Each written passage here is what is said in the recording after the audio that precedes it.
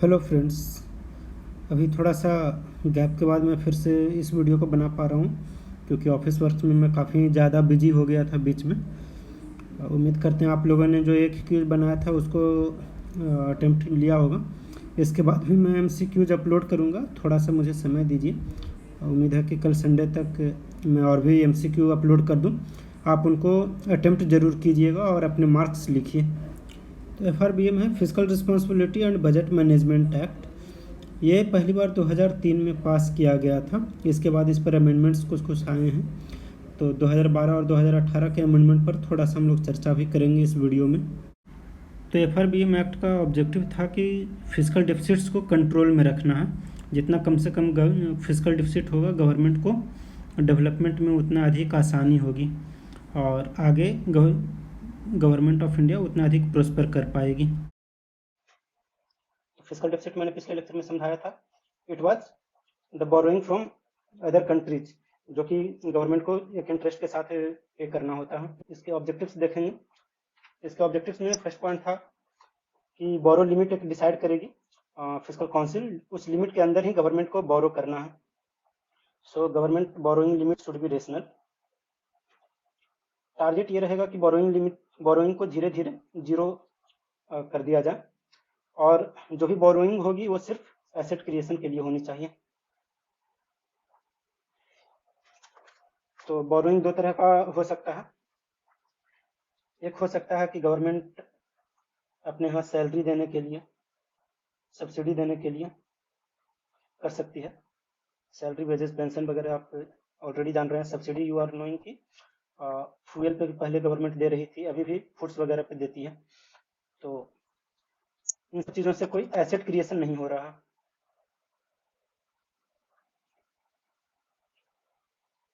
Other than this, borrowing can be done for road construction, industrialization. इस तरीके की borrowing को अलाउ करता है FRBM एक्ट। और उनका मानना है कि अगर आप कुछ विदेशों से कर्ज ले रहे हैं तो उसका पर्पस ये होना चाहिए कि इंडिया में कुछ एसेट बने, ना कि डेली एक्सपेंसेस में आप इसे खत्म कर दें। अगर आप बिहार के कंटेक्स्ट में देखेंगे तो asset creation is very much important in Bihar, क्योंकि बिहार में इंडस्ट्री काफ़ी कम है और जो रोड एंड इलेक्ट्रिसिटी वगैरह का भी इंफ्रा है वो प्रॉपर नहीं है। मतलब रोड्स आ गए हैं बट उन रोड्स को इंडस्ट्री पर्पस के लिए यूज नहीं कर सकते हैं, just because of its wide. आप देखेंगे कि ज़्यादा रोड वाइड नहीं है एंड उन रोड्स पर ट्रैफिक जाम काफ़ी ज़्यादा लगता है, तो चीज़ें मैनेज्ड नहीं है। तो अभी बिहार के कंटेक्स्ट में देखेंगे तो एसेट क्रिएशन के लिए बिहार को बोरो करने की ज़रूरत है। बोरो करने की ज़रूरत भी इसलिए है क्योंकि बिहार का स्टेट प्रोडक्शन लिमिट काफ़ी स्मॉल है। लिमिट नहीं कहना, state production capacity low for Bihar. So ये फैक्टर्स हैं बोरोइंग के लिए। अगर बोरोइंग में आप इन चीज़ों का ध्यान रखेंगे तो ऑब्वियसली गवर्नमेंट को पैसे और इंटरेस्ट कम बाद में रीपे करना पड़ेगा, तो इंटरनल मैनेजमेंट ज़्यादा बेटर हो पाएगा। इसी के कंटेक्स्ट में एक और पॉइंट है कि total internal debt of the government of India to be limited. ये इन सब के अलग पॉइंट है। 1 2 3 पॉइंट्स बताए थे। फोर्थ पॉइंट, इंटरनल डेट को भी गवर्नमेंट को लिमिटेड करना है। ऐसा नहीं कि गवर्नमेंट अंदर ही अंदर एक दूसरे ऑर्गेनाइजेशन से कर्ज लेकर के अपने आप को बर्डन के नीचे दबा ले। In that case also, government will face problem in development for further courses of action.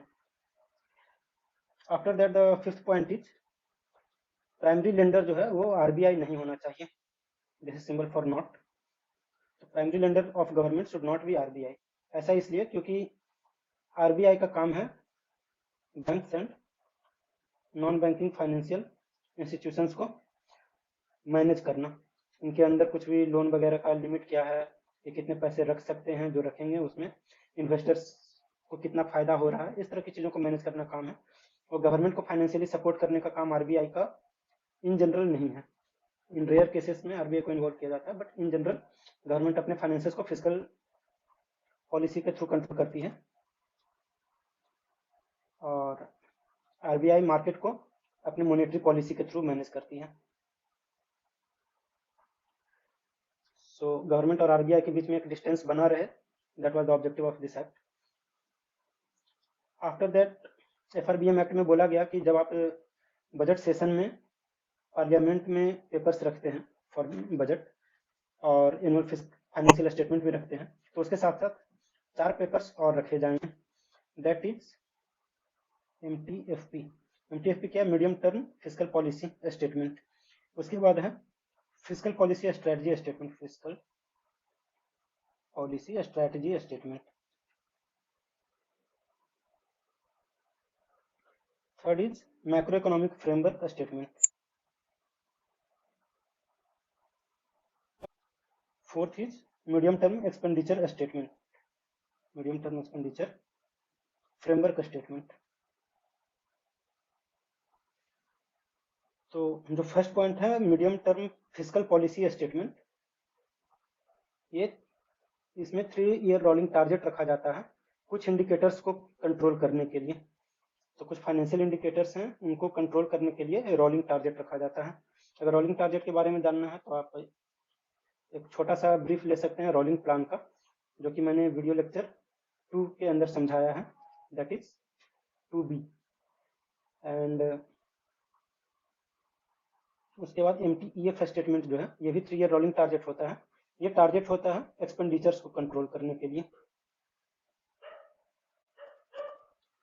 तो इन अ नटसेल वी कैन से कि FRBM is for physical discipline, ताकि गवर्नमेंट थोड़ा शिष्टाचार निभाए कि कितना पैसा उनको बाहर से बोरो करना है, ताकि ऐसा ना हो कि एक गवर्नमेंट आए और डेवलपमेंट के नाम पे बहुत सारा पैसा बोरो कर ले और फिर अगले गवर्नमेंट को बर्डन फील होने लगे। सो आई वाज टेलिंग कि FRBM एक्ट 2012 के बारे में थोड़ा सा डिस्कस करेंगे। तो दैट वाज द पॉइंट कि MTEF स्टेटमेंट जो है, medium term expenditure framework statement, ये FRBM एक्ट 2012 अमेंडमेंट के थ्रू लाया गया था। Medium term physical policy statement, इसके अंदर जो 5 इंडिकेटर्स थे वो क्या क्या थे, जिसके लिए 3 ईयर रोलिंग टारगेट रखा गया था।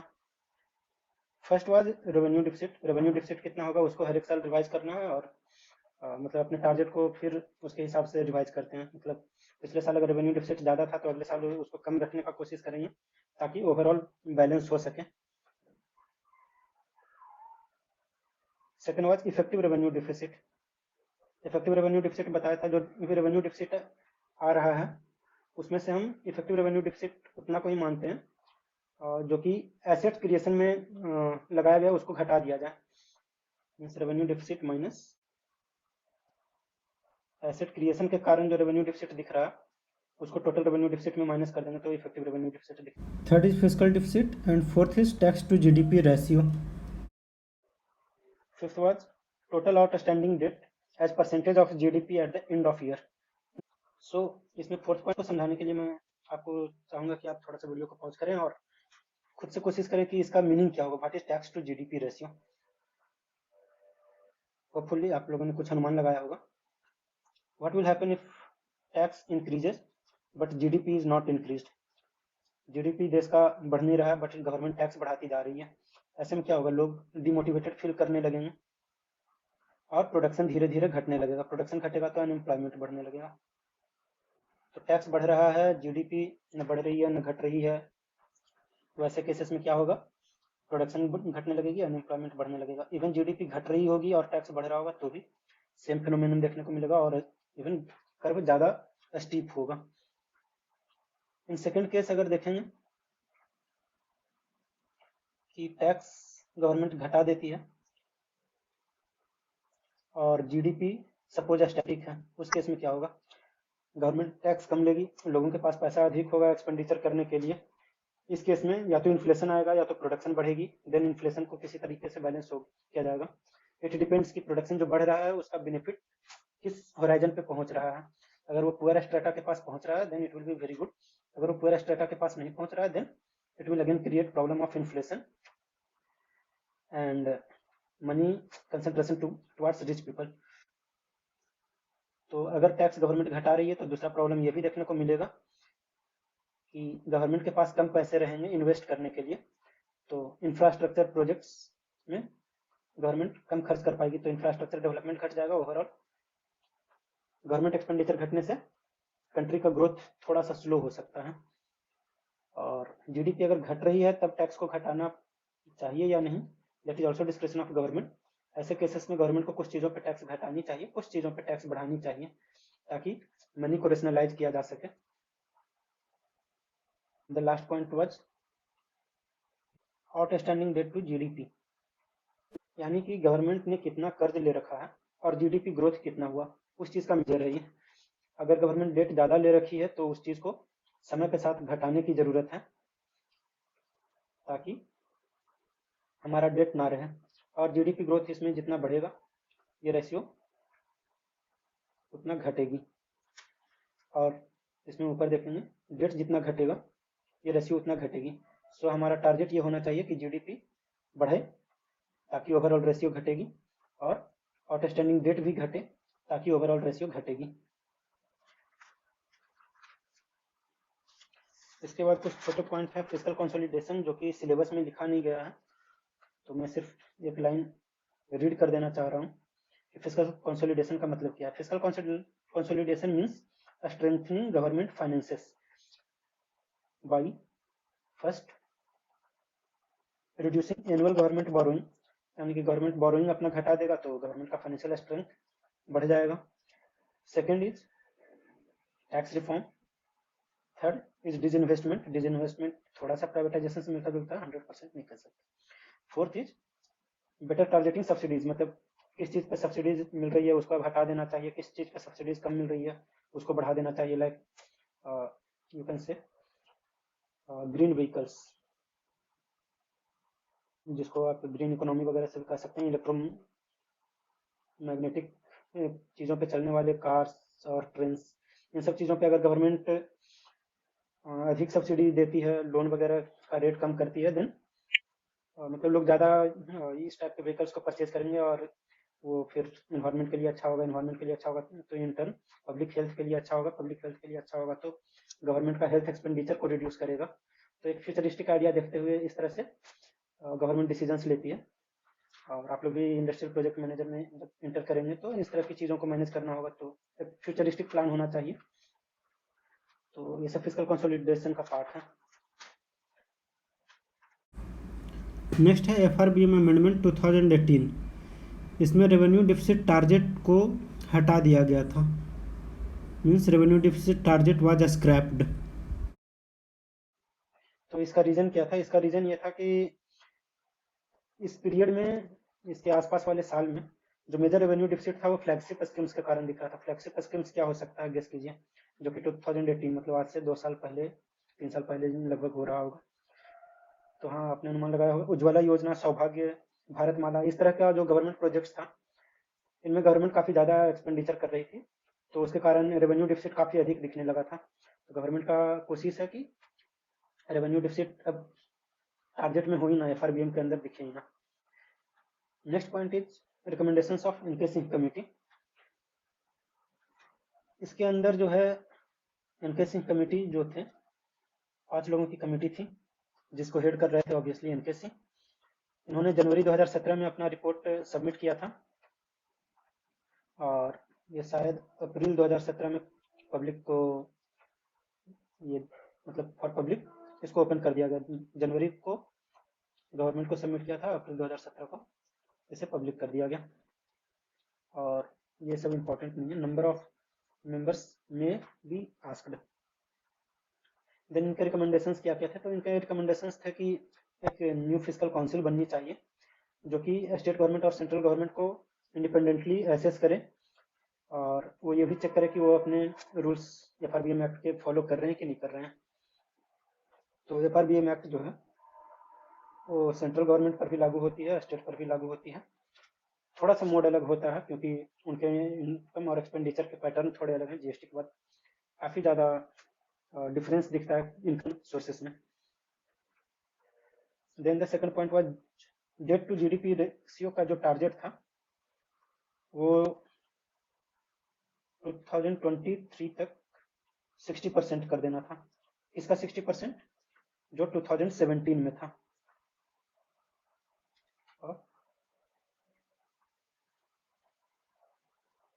debt to GDP in 2017.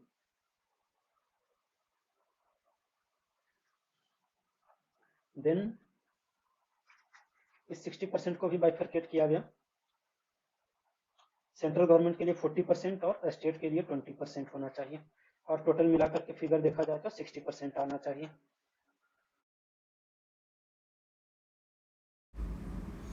तो नेक्स्ट है physical deficit target. Physical deficit target ये था कि अगले 3 फाइनेंशियल ईयर के लिए, यानी कि 2017-18 फाइनेंशियल ईयर से लेकर के 19-20 के फाइनेंशियल ईयर तक हमारा फिजिकल डेफिसिट सिर्फ 3% ऑफ जीडीपी होना चाहिए।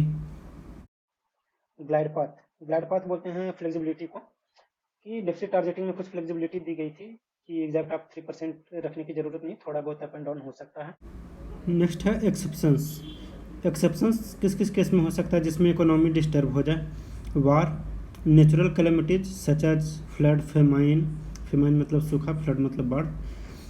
और तीसरा कि जब गवर्नमेंट स्ट्रक्चरल रिफॉर्म करती है, ऐसे केसेस में जब भी अगर 3% डिक्लाइन दिख रहा हो इकोनॉमिक आउटपुट में, तो हमारा जो टोटल डेफिसिट टारगेट है उसमें 0.5% से ज़्यादा का डेविएशन नहीं आना चाहिए।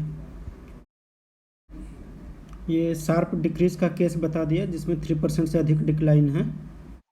शार्प इंक्रीज भी होता है, तो ऐसा टारगेट रखा गया है कि डेफिसिट 0.5% से जरूर गिरनी चाहिए। इट मीन्स कि जीडीपी अगर आपका अच्छा ग्रो कर रहा है, अगर आप पास्ट 4 प्रीवियस क्वार्टर्स को देख रहे हैं और आपका आउटपुट ग्रोथ काफ़ी अच्छा है, 3% से ऊपर जा रहा है, then your deficit must go below 0.5%। इसके अलावा एक पॉइंट रखा गया था कि अगर कोई भी डेविएशन है तो centre would be expected to hold formal consultation with 3 member physical council. तो ये जो न्यू फिजिकल काउंसिल बनाने की बात कही गई थी, गवर्नमेंट उससे कंसल्ट करके ही डेविएट करे, अपने मन से डेविएट ना करे। इसके बाद एक छोटा सा पॉइंट देख लेते हैं, स्टेट डेवलपमेंट लोन। ये भी सिलेबस में तो नहीं लिखा हुआ है, बट क्योंकि स्टेट गवर्नमेंट का एग्जाम है और SDL is very much related, तो इस चीज़ को थोड़ा सा देख लेते हैं। स्टेट डेवलपमेंट लोन होता क्या है? स्टेट गवर्नमेंट अपने यहाँ डेवलपमेंट करने के लिए पैसे रेज कर सकती है लोन के थ्रू, तो ये काइंड ऑफ डेट सिक्योरिटी होता है। बॉन्ड्स और सिक्योरिटीज एक टाइप का गवर्नमेंट के लिए कर्ज होता है। इसको आप समझ सकते हैं एक तरह का कोरा कागज। ये कोरा कागज पर बोलती है गवर्नमेंट कि तुम मुझे एक पर्टिकुलर पीरियड के लिए पैसे दो, लेट अस से एन नंबर ऑफ ईयर्स। आप पैसे दो गवर्नमेंट को, गवर्नमेंट आपको एक रिटर्न पेपर देगी जो कि सिक्योरिटी है, और इन नंबर ऑफ ईयर्स के बाद गवर्नमेंट आपको पैसे वापस करेगी विद इंटरेस्ट, और आप गवर्नमेंट को ये सिक्योरिटी पेपर वापस करेंगे। तो इस तरीके से गवर्नमेंट पैसे रेज करती है, पैसे रेज करके एसेट बनाती है, एसेट बना करके उससे इनकम अर्न करती है, और इनकम अर्न करके फिर इनकम आपको वापस देती है। So this is the role of bonds and securities. तो state development loan debt security होता है एक प्रकार का। ये जनरली गवर्नमेंट पब्लिक को कैसे देती है, या फिर यूँ कहें कि मार्केट में कैसे इन सिक्योरिटीज को उतारती है, तो आरबीआई के थ्रू। तो आरबीआई ऑक्शन करता है स्टेट गवर्नमेंट के बिहाफ में, मतलब as a agent RBI work करता है, और फिर आम जनता यहाँ से सिक्योरिटीज खरीद सकती है। Third point is, central government जो है वो पैसे उठाने के लिए 2 तरह के पेपर्स इशू करती है।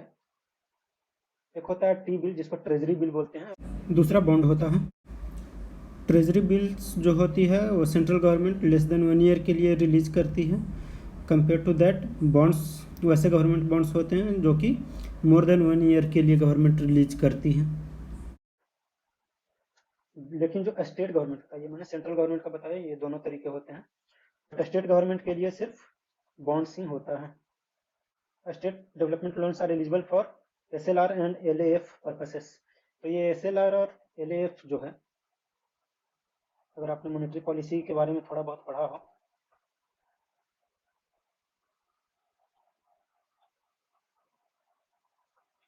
वहाँ पर देखा होगा कि एसएलआर और एलएएफ बैंक्स को ज़रूरत पड़ती है। बैंक्स को बोला जाता है कि कुछ पैसे आप रिजर्व रेशियो में रख दो, या फिर रेपो के अगेंस्ट मतलब पैसे मतलब सिक्योरिटीज को लिया या दिया जाता है। तो ये स्टेट डेवलपमेंट लोन के जो पेपर्स होते हैं उसको एसएलआर और एलएएफ में यूज किया जा सकता है। And the fifth point is कि एसडीएल को ये खरीदता कौन है। मैंने बोला कि पब्लिक में इशू कर दिया जाता है, तो ये पब्लिक में इन जनरल खरीदता कौन है। तो इन जनरल इसको खरीददार होते हैं बैंक्स, इंश्योरेंस कंपनी जैसे एलआईसी, जीआईसी वगैरह, म्यूचुअल फंड, पता नहीं कितना सही है, प्रोविडेंट फंड की कंपनी होती है। जैसे कि अगर आप लोग जितने भी लोग जॉब कर रहे हो तो आपको मालूम होगा कि ईपीएफ वगैरह में पैसे जमा होते हैं और वो लगभग 7.5-8% इंटरेस्ट देता है। तो वो कहाँ से देता है? मैंने बताया था कि स्टेट डेवलपमेंट लोन जो है गवर्नमेंट का, वो